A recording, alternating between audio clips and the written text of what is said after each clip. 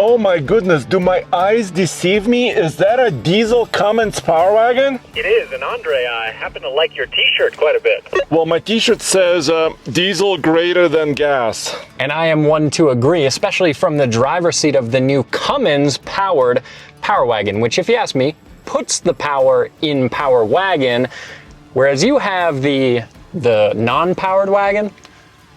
Dude, I'm lightweight, I'm lean and mean. I'm gonna float like a butterfly and sting like a Hemi.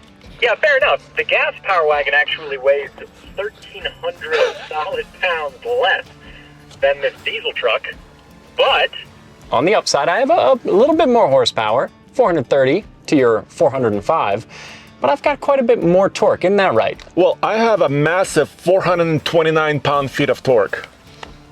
yeah, this Cummins, according to the plaque on the passenger side of the dash, is Got 1,075, which is admittedly a little bit more. So I wouldn't be surprised if you get me off the line, but I think it's going to take all of seconds for the Cummins to do its thing. All right, let's have some fun on our brand new airstrip. And there's a surprise at the end of this video as well, right? Because we brought another vehicle that's gonna participate. That's right, something else that's in the family. Now, both of these trucks, we're going to configure them the same way. So two-wheel drive, traction control off. Correct, and AC off. I'm going in sport mode. yeah, that's all the sport we got. All right, quarter mile coming up right now.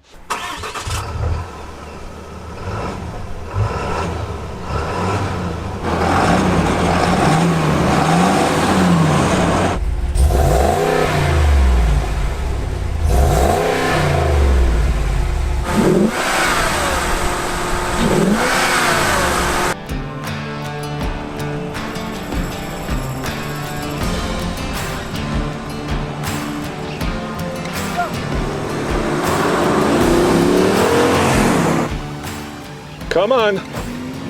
Oh, wow. Oh yeah, I think I avoided wheel spin for the most part. What? He had me from the very start.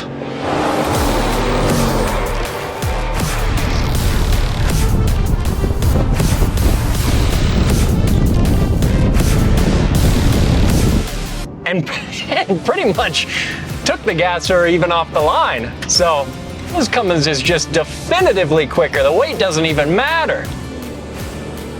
This is a mile above sea level. Come on. Woo!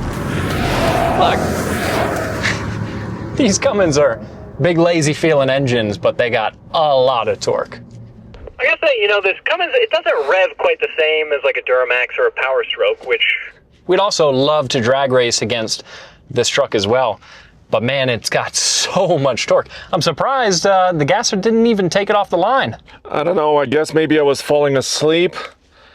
Well, to be fair, the 6.4 Hemi in that old school Power Wagon has never been a barnstormer. So my data is 0 to 60 in 9.81 seconds and quarter mile in 17.25.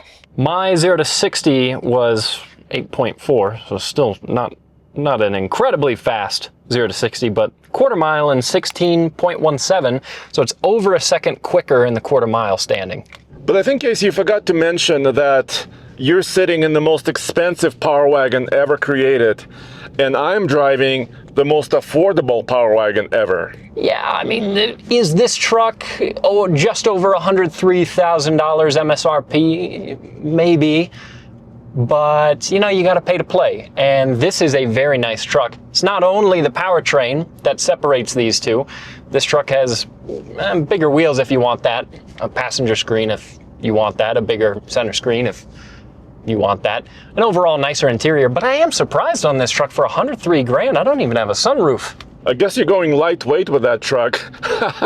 No, but dude, I mean, you're nicely equipped. You have a little bit larger diameter tire than me, which is always good news for off-roading. But what do you say? Should we do a rolling race? Maybe I might have a chance with my lighter duty 8-speed ZF transmission versus your heavy duty one.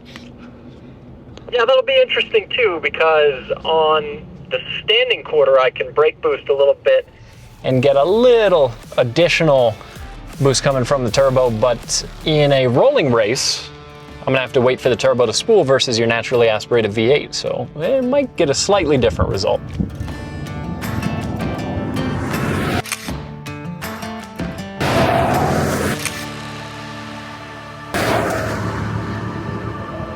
Case, how many years or decades have people been asking for a turbo diesel power wagon from the factory? Too many, because we love the old power wagon with the Hemi. Yes. It's great. It's just for a vehicle with power in its name, it didn't have that much of it. This one remedies that, plus with you being able to get a diesel version of the F-250 Tremor. Yes. And you can get a Silverado HD ZR2. We wanted this to exist so that you could also have an option on the market that gives you a diesel engine and not only a rear locker, but a front locker. Dude, this is basically the only game in town if you want a selectable front locking differential. Which means, of course, we're also going to take these trucks off-road. Yes.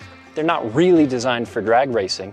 But if you're trying to justify the price difference between these two, power is a big part of that. And look, ultimately, we have an airstrip. We've got trucks. Of course, we're going to drag race them. Let's go do a roll race right now.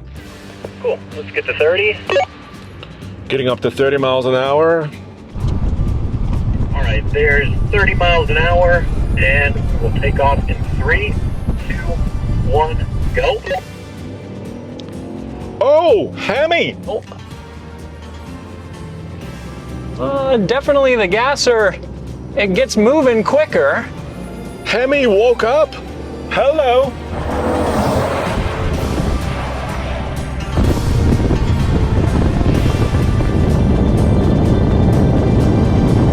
Off the line, but I'm catching him and passing him. Where is he? He's coming. Oh, no. Barely, though. But there I go. Yeah, that was actually pretty close. Dude, you just kind of crept up and you took me by a nose. Yeah, that one was pretty close. Off of the launch in the standing quarter, it was a definitive win for the Cummins. So I didn't think it was going to be that close in the rolling race. You know what's happening, I think? Since we have new pavement here, I think that Diesel had the pleasure of actually hooking up with the tires, without spinning too much. And that's when you really launched hard. Yeah, it did a great job in the standing quarter, but that truck being lighter and naturally aspirated and a slightly different transmission did really well in the rolling race. But you still get a bit more for your money with the Cummins. All right, well, how about this, dude? What if we bring another player into this? Yeah, let's see if something can tackle the mighty Cummins.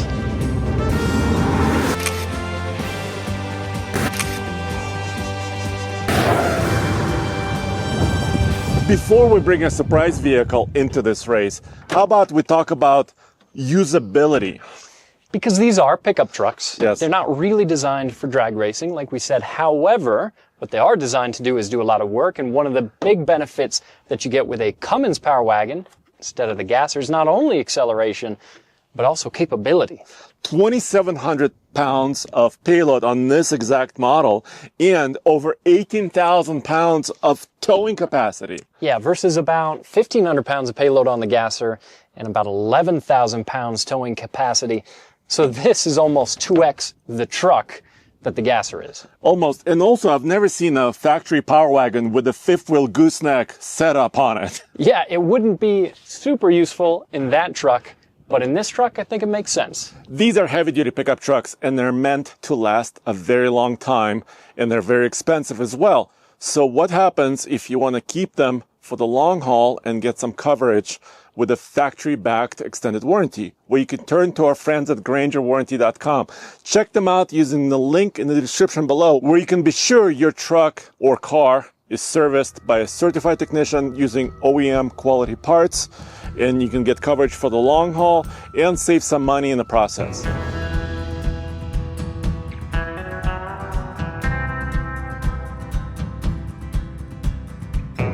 What is that you have there? Well, being that apparently you're a glutton for punishment and haven't looked at taillights enough today in the standard Power Wagon, I went ahead and brought Gold Digger. This is our 392 Wrangler. So like your truck, a 6.4 Hemi, only difference is this one has 470 horsepower and the same in torque. Wow, and something tells me you're a little bit more lightweight than this Power Wagon. Something tells me that that is indeed the situation. But you know what? The same displacement engine, they're both Hemis, they're both 392s, so to speak. You know, a common mod on the Power Wagon is to remove a resonator or remove one of the mufflers to make the Power Wagon sound better. These are good sounding engines, and especially even bone stock here on the Jeep, it sounds fantastic.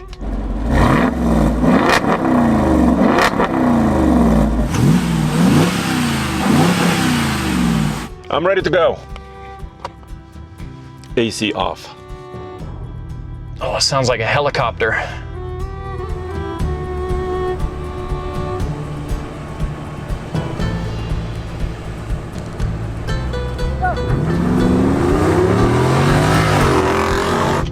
Ooh! Oh my God! Oh, I tried to jump it. Oh, dang. Every shift just punches you in the back. Look at that Jeep. It's a Wrangler.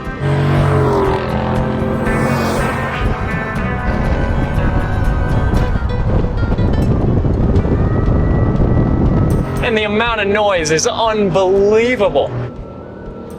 Oh my gosh. This kind of acceleration in a Jeep just should not be a thing. And I'm so glad that it is. Wow.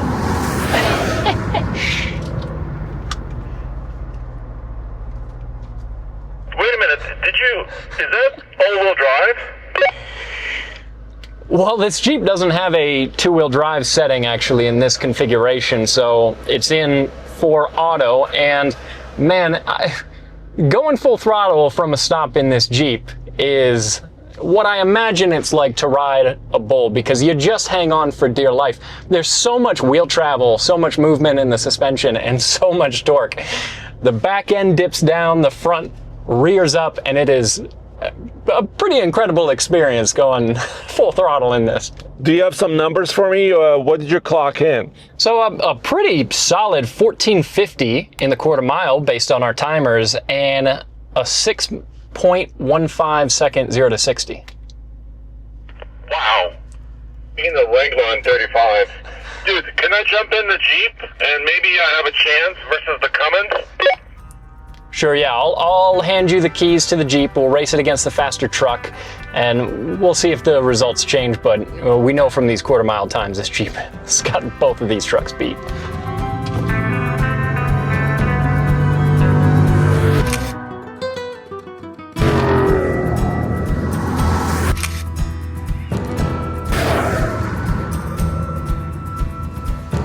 Dude, this V8, the 6.4 liter in this Wrangler, transforms the Jeep. I mean, when I just put my seatbelt on, I just felt like I'm getting into like a fighter jet or something. Yeah, usually acceleration is not much of an occasion in a Jeep Wrangler, especially on 35s. But with the 392, you completely change the personality of the vehicle. It makes it so much more fun. I mean, the whole thing is like vibrating. Well, I'm ready to go. Let's do it. Oh, this is absurd.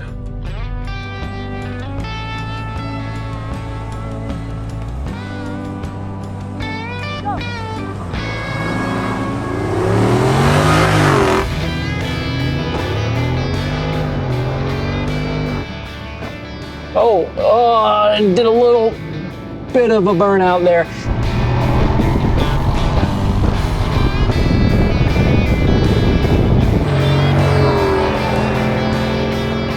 Funny enough, the Cummins actually starts out in second gear, but even so, it's got so much torque. That's insane.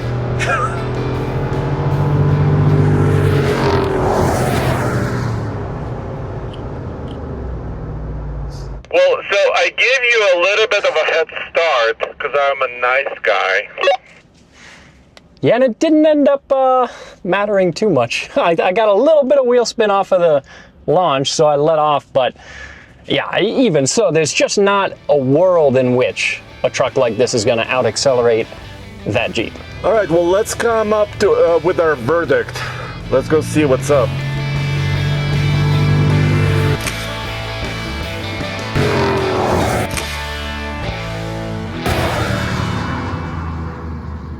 There's almost $40,000 of difference between these two Power Wagons. Yeah. And I'm not completely convinced that I'm in love with a $100,000 Power Wagon. You know what I'm saying? Well, I'm not in love with the price tag, but I like the fact that that Power Wagon not only introduces power to the Power Wagon, Yes. but it also makes it that much more capable of a truck. Ultimately, is drag racing HD trucks and drag racing them against a V8 powered Jeep really what these trucks and what the people driving them care about? Not so much. No. We're going to do it anyway. But I still think that Cummins is the better truck. Well, we have to do more, right? Yeah. In order for me, I think, to get convinced, we have to take them on a quite difficult off-road trail. We will be doing that shortly.